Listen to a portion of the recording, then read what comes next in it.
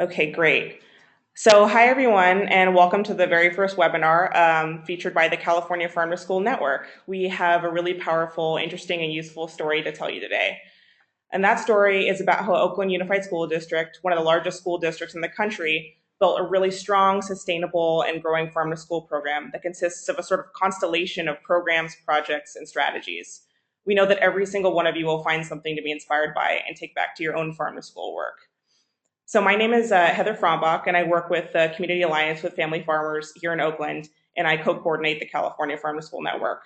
Also on the webinar with us today, our co-presenters are Zenobia Barlow, who's the Executive Director of the Center for Eco-Literacy, Alex Emmett, who's the Farm to School Supervisor for Oakland Unified School District, and Kayla Carrington, who's our California Food Corps Fellow for the state of California. So we have an amazing group of folks today, and we're really excited to get started. So as a brief note, there are so many things we could cover today that OUSD has done and is doing, but we've decided to focus today on 5 main areas that we think you'll get the most inspiration from.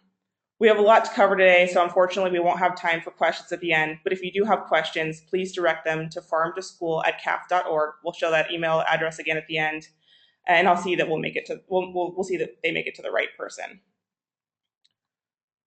So just to give a brief overview of Oakland Unified School Food System, I really first want to highlight this great quote by Tony Smith. He says that school food reform is not separate from school reform. It's part of the basic work we have to do in order to correct systemic injustice, pursue equity, and give our children the best future possible. This starts with taking care of our students' most basic needs, such as nutrition, so that they can develop and reach their full potential. I really like this quote because it really frames the work that we're all engaged in when we look to develop farm to school. Food is so foundational to fostering justice, equity, and health in our schools and communities. Moving on to OUSD by the numbers, we can see that as a large district, a really large amount of meals are served daily. There are 37,000 students at 86 schools, 70% of which, or 71% roughly, are eligible for free and reduced price lunches and participating in numerous meal programs throughout the day. This can add up to a whopping 6 million meals served per year by the district. So again, a really large volume. One of Oakland's primary assets is its high quality of leadership within the district. Jennifer Labar is the Director of Child Nutrition Services and is a visionary leader. Alex Emmett, who I mentioned is also on this webinar and will be sharing a bit later, is the district's Farm to School Supervisor, and we'll chat briefly about how that position was created. Park Guthrie is the school garden coordinator for the district and oversees the development and curriculum around garden-based education at the district's 74 gardens. Donnie Clifton is a field supervisor within Child Nutrition Services and has been a leader and driver of building momentum for farm to school programs within CNS. Jennifer Labar in particular is widely recognized in the community for her leadership and the large role she played in transforming Oakland's school food system. Jennifer is one of many food service directors around the state and country who have really distinguished themselves and has been recognized lately in local media for her accomplishments and for setting the tone for Oakland school food reform efforts. There's also some key partners in building up Oakland's farm to school food system, and there's so many partners that we could mention, but I'll just call out a few here. So again, Zenobia Barlow and Adam Kesselman, both who are with the Center for Eco-Literacy. Ariane Micas, who's with Community Alliance with Family Farmers and helped support some of the sourcing work that Oakland has done. Sabrina Wu with Hope Collaborative, and the East Bay Asian Youth Center, which we'll mention in a little bit. So here's kind of a group of partners that helped Oakland form their farm to school system that recently presenting at the School Food Focus Conference here in Oakland. So one of the most visible aspects of Oakland school food system is its system of on-campus farmers markets. Oakland's Fresh School Produce Markets is a program of the district. It was created in partnership with the East Bay Asian Youth Center, or EBASI, to build a school-based local food system that increases access to fresh, healthy, and affordable food for Oakland residents and promotes healthy school environments for children and families.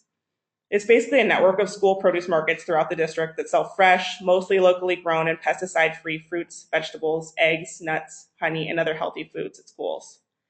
So produce is purchased from local family farmers and produce distributors and is sold by parents and students during after-school hours every week at each school site. The markets are open to parents, students, staff, and community residents, and also accept EBT food stamps. All school produce markets offer monthly cooking demonstrations and tastings, a student buyer card program, and a market to classroom lesson toolkit for teachers. There's been a lot of successes. On a big picture scale, it's really increased access to fresh, local, and affordable produce. It also positions schools as really strong centers of community, and it creates a positive sense of peer pressure so that there's healthy eating at school that's reinforced at home as well when students and parents take home food from these produce markets. There's also a lot of support for small family farms. The produce distributors that Oakland works with source specifically from strong local family farmers, and that really helps with regional economic development and fosters a sense of connection to those farmers. In terms of by the number successes, there's been a lot of product moved, 340,000 pounds of produce in neighborhoods surrounding the 20 schools in East and West Oakland. There's been about $500,000 worth of produce that was sold last year, and more than 200 community residents or volunteers. Further cementing the community connection, Oakland Unified hires 35 community residents as market managers. And with that, I'll hand it over to Zenobia Barlow, who's going to be going over the Rethinking School Lunch feasibility study, which proved to be foundational for strengthening Oakland's school food system. Well, thank you. I just wanted to share with you that starting in about 2009, the Center for Eco-Literacy entered into a partnership with a couple of foundations, the Tomcat Trust and the Bechtel Foundation. And we wanted to demonstrate really large-scale change in a school food system. And so we scouted for lots of districts, and we chose Oakland. And we chose Oakland because there's a great need, but also because the district had such visionary leadership. We knew that it was going to take like a decade and many millions of dollars, and we wanted to choose a school district that would see things through. So the district had the superintendent, Tony Smith, whose quote you've already heard, Jennifer Labar, of course, and the school board had adopted a strategic plan for community schools, thriving students that included an understanding of the physical well-being of a child. The community was supportive. There was a parent group called Oakland School Food Alliance, and Oakland already was engaged with lots of agencies, including CAF, which had already begun to do really innovative procurement and procurement policy change. So we thought that we had the best bet of working with Oakland to see things all the way through. It took from 2009 to January of 2012 to complete a feasibility study. The purpose was to create a roadmap for comprehensive reform of school food in the district. Jennifer had a very big vision for serving more fresh food to kids, and she clearly recognized that inadequate facilities were her primary obstacle. We wanted to test her hypothesis, confirm what was feasible, and determine what it would cost so that we could make realistic recommendations to the board of directors so that they could approve things. So what is Rethinking School Lunch? Rethinking School Lunch is a solutions-oriented approach to school food system innovation, and it begins with a planning framework.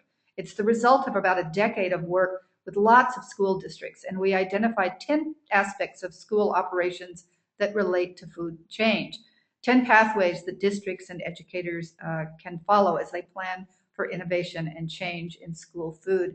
In Oakland, we realized we really needed to zero in on finances and facilities. And we did so, and we hired consultants, including David Binkle, who serves 100 million meals a year in Los Angeles, and Steve Marshall, who builds facilities all over the world. And the pair of them came up with a feasibility study, and we did an executive summary of it, which you can download from either the Oakland Unified School District's website or the Center for Eco-Literacies. And we put all this detailed information into a succinct report that the school board adopted unanimously. And the good news is that simultaneously, the Board of Education had directed the school district to create a facilities master plan for the district. And so the recommendations we made showed up pretty much verbatim, as you can see in this sample from Rethinking School Lunch feasibility study, into the facilities master plan. This was, the facilities master plan was approved unanimously by the board in the summer, and in the fall, we went out for a bond measure. So what's a bond measure? A bond measure is a bond issued by a local government, and it could be a state or a city or a county or a redevelopment agency. In this instance, it's a school district.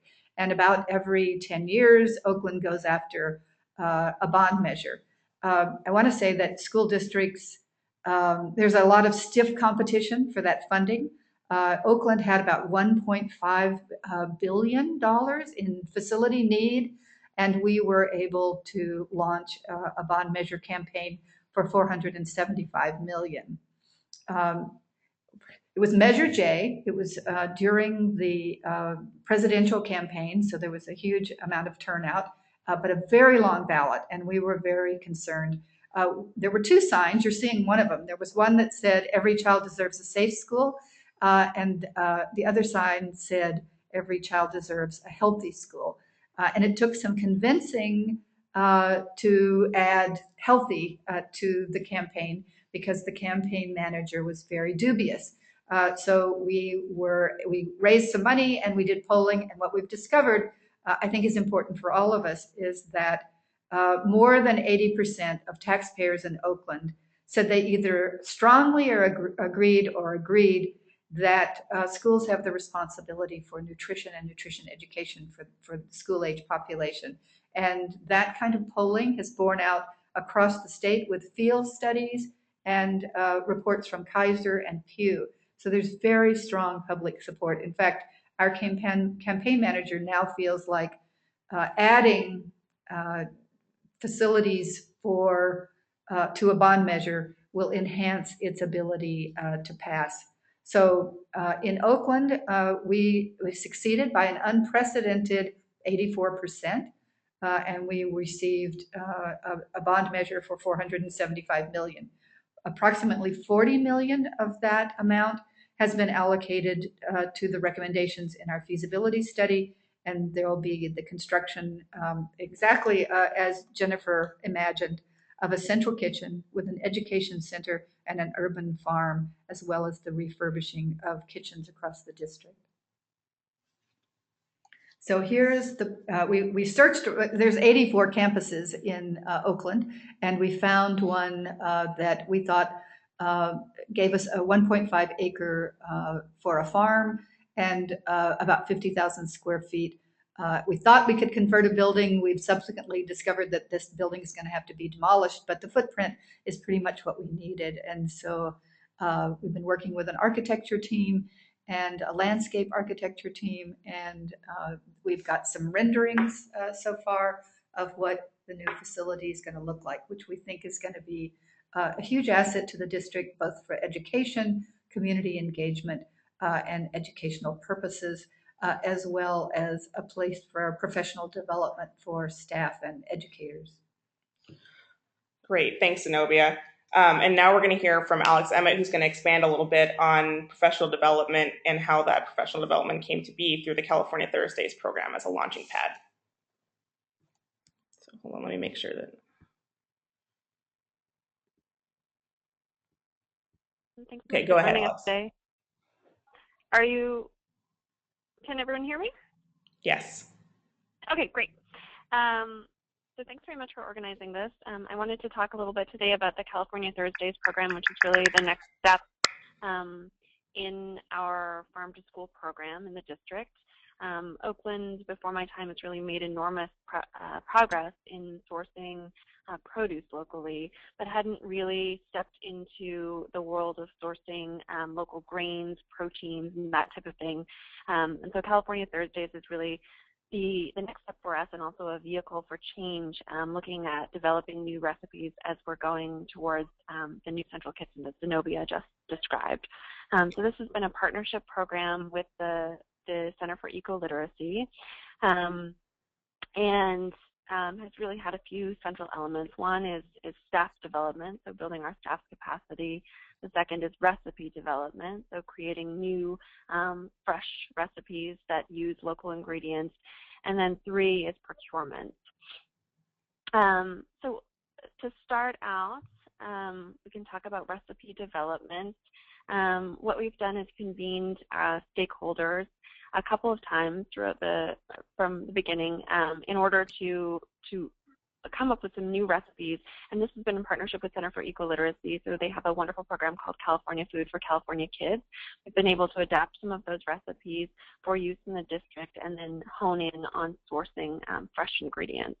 So here in the picture, you can see this is a picture of one of the recipes that we featured for California Thursdays, which is local chorizo from Silva Sausage in San Jose, and then kale from Alba, which is a cooperatively owned grower in Watsonville, California, over whole wheat penne pasta. And that's been a really popular dish. And then the one pictured here is called Kung Pao chicken. So it has local bell peppers in it. In the winter, we shifted into broccoli from the Salinas Valley. And then the chicken actually in that photo is not locally sourced, but we're working on a locally sourced chicken coming up in April. And then the next photo there, that photo is from the launch of our California Thursdays program this year in October, and was taken at Esperanza Elementary School. And you can see this is an example of where we've had actually our food corps service members go around and do some promotion for the California Thursdays program and show the students what a whole leaf of kale looks like. And in this case, this is dinosaur kale. So our food corps service members were letting students know, that this is a special kind of kale, and actually telling them that if you touch it, it feels like a dinosaur. So that was a really exciting launch for us.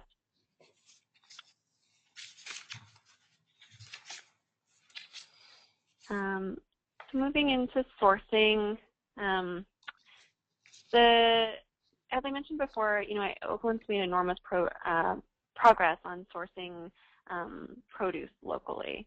So you can see from the numbers here that a huge amount of our produce for our meal program, our produce market, the fresh fruit and vegetable program, and also the Harvest of the Month program are coming from within a 250-mile radius of Oakland. Where we haven't really made progress is figuring out our sourcing for other items, as I mentioned, for grains, for meats, for dairy products, that type of thing. So California Thursdays has had really two important pieces in the procurement side. One is we have, in partnership with our food corps service members, looked at calculating a baseline for our purchasing of all ingredients. So we're looking at everything that we purchased from Cisco last year and figuring out what % of that is coming from California. We've actually identified two tiers of California products. So those that are 100% grown, processed, produced, distributed within California, and those that are partially, so they might be grown in California but then taken outside of the state for processing. So a tier 1 and a tier 2, and we're just finalizing that project now. And then the second piece of the procurement piece is really looking at how we can increase our purchases from small family farmers within the meal program. I think as Heather mentioned earlier, the produce market program has been a great area where we've been able to increase our purchases from small family farms, but we haven't really been able to transfer that to the meal program. So California Thursdays is the vehicle through which we're exploring those options and working with our produce distribution company to find ways to process produce from smaller family farms and get it out to our school sites.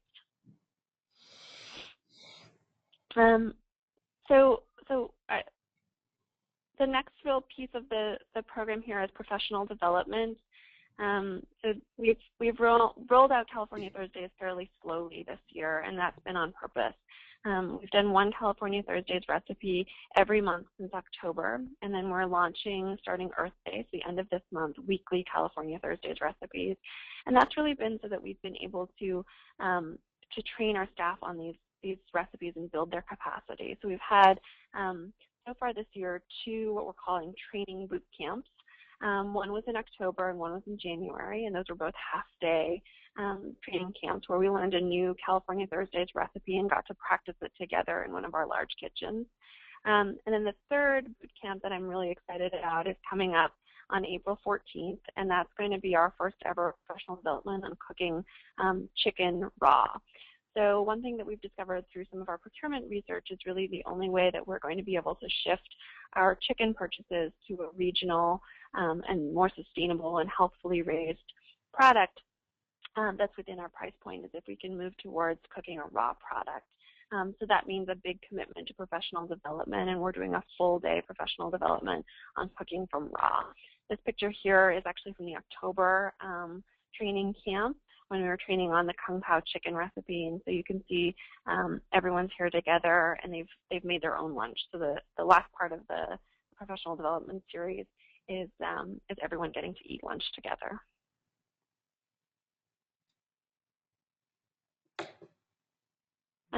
And then we were really, really fortunate. We applied for a USDA Farm to School implementation grant, and were awarded the grant this fall. And so it's a 2-year grant, and it's supporting the program through all of the different pieces that I just spoke about. It's funding the staff development. It's also funding our staff time for recipe development and procurement work. And this is a program that we definitely need that extra funding for, and so we're super, super excited to have received that funding, and looking forward to producing some great data and also sort of replicable projects, like I mentioned, the baseline project that'll come out of that grant program. Great. Thank you so much, Alex. And now we're going to hear, last but certainly not least, from Kayla Carrington, our California Food Corps Fellow, who's going to talk about the role of Food Corps in Oakland Unified. Go ahead, Kayla. Let me double check that you're unmuted. Okay, great. Go ahead, Kayla. Great, thank you. So Food Corps as a program works under the direction of state and community partners to put our core members in places where they can do public service to ensure that children grow up in healthy school food environments, which are places where kids learn what real food is and where it comes from and have daily access to it in their school meals. So this is the first year that Food Corps is operating in California, and we have 12 service members that are dispersed from San Diego to Ukiah.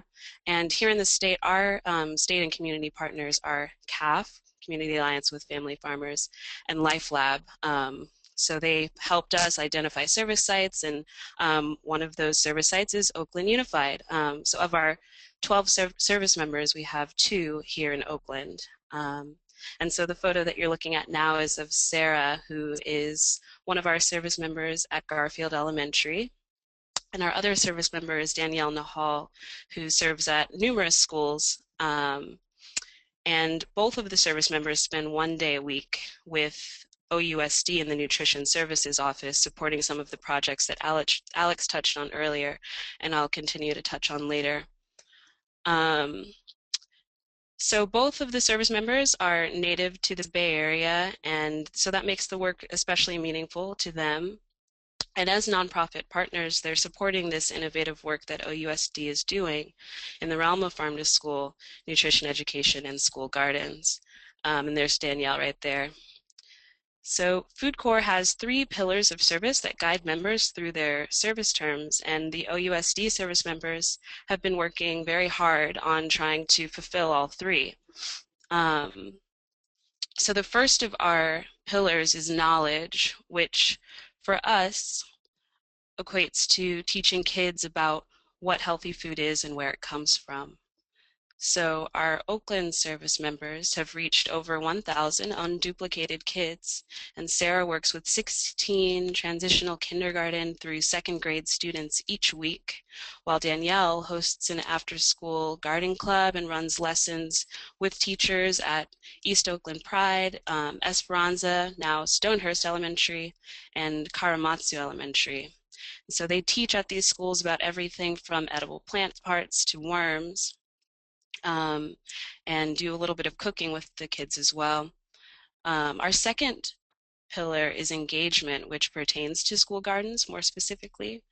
Our service members have revitalized 5 OUSD gardens, and that's amounting to over 500 square feet. So these service members teach in the gardens, weather permitting, and spend time at the beginning of their service term working to make those garden spaces more usable for learning. And so they've done everything from getting compost to holding work days and getting the community involved in this revitalization process. And a side note also, Sarah is going to be at the White House tomorrow with 5 other Food Corps service members and our Food Corps founders during the spring planting with the First Lady. So if you check that out, it might be a familiar face to you all. Um, and our third pillar is access, which refers to local procurement. So similarly to what Alex was saying, our service members have helped with creating a spreadsheet for OUSD to create a baseline for their OUSD California Thursdays initiative. Um, and they've also helped to better equip the kitchens in the ways that they can now. So they've created kits with spices and supplies that allow the kitchens to cook some of these new recipes. And one of my sort of favorite examples of how Food Corps fits into this OUSD um, farm to school and healthy school food environment work is that my service member Sarah, when she teaches her lessons out in the garden, as a reward for her kids, she gets to give them vouchers to the farmers markets that they have at the school. So they're getting a very holistic experience, and then they're seeing Sarah in the cafeteria to help promote some of these new recipes. And so we're very excited to be here to support this work and continue to spread the message of all of the work that OUSD is doing. And that's all for me. Great. Thank you so much, Kayla. So that's about wraps it up for our webinar today. I know that we covered kind of a lot of really, really big programs that are really complex, and I know that a lot of you are really interested in learning more about how you can set up programs like these at your own school. And so if you're interested in learning how to set up these types of programs, feel free to contact us. Again, I co-coordinate the California Farm to School Network, and that's exactly what this network is here for, to share resources and tips and strategies for how to implement these really amazing high impact programs like Oakland Unified has done. So if you have questions, you can contact us at farmtoschool@caf.org or visit us at the California Farm to School Network website, which is cafarmtoschool.org. Thank you so much for your time today, everyone, and we hope you enjoy the rest of your day. Thank you.